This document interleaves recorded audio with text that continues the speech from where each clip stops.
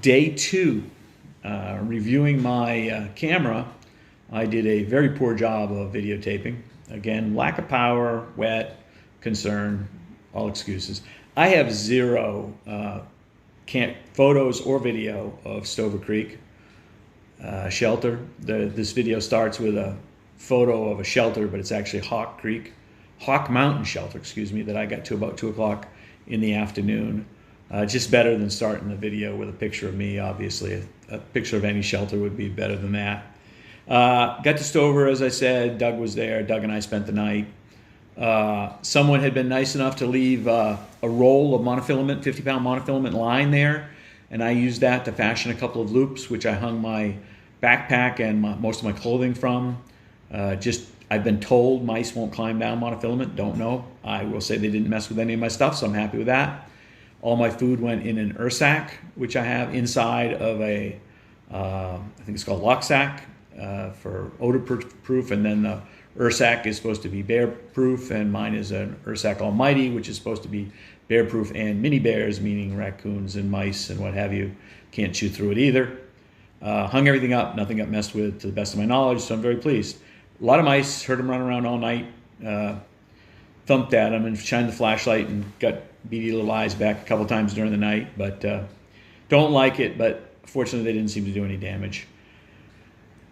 Doug, who had cleaned out the huge mouse house in the upper level, he got up in the morning and they had chewed through his backpack, made a hole in his backpack. They had built a mouse nest about the size of a soccer ball inside his backpack, which he didn't even close up. It was open, but they dug through.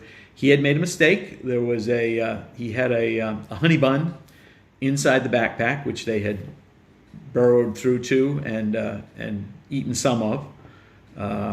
They enjoyed it, I'm sure.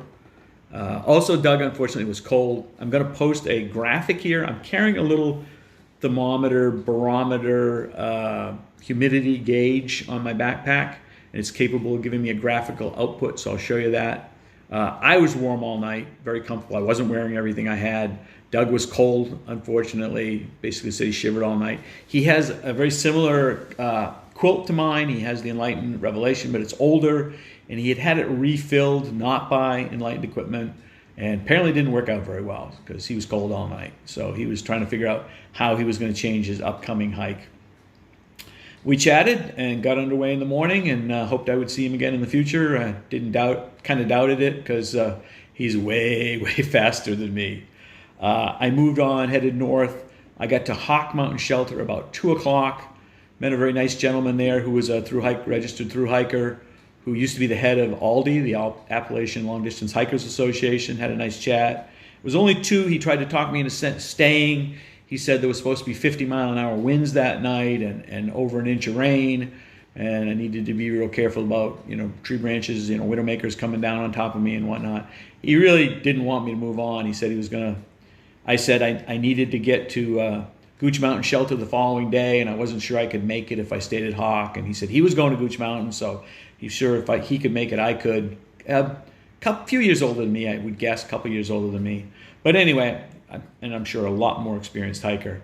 But anyway, I decided to move on. I only went probably another 1.6, 1.8, something like that, and set up a stealth site. I've got some video on that, and I think that covers all that I didn't video, which is a lot. Thanks for watching. Please subscribe, like it if you do. Hope you're getting something out of it. Thank you very much.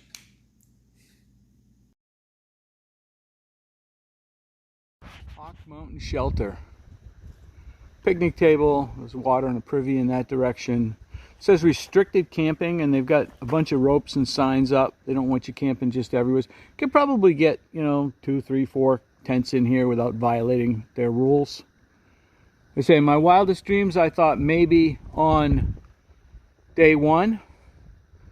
Well, I'm day 3 out of Amicalola. It's 2 o'clock in the afternoon. I'm day 2 on the AT. I crossed Springer yesterday. Going slow, still going. Not a perfect spot. Not a perfectly flat spot. The guy did just stop and offer me a beer, so maybe it is a perfect spot. Back, it's a Forest Service road. I was surprised to see him and his wife drive by in a pickup truck. It's in Bull Gap, I believe.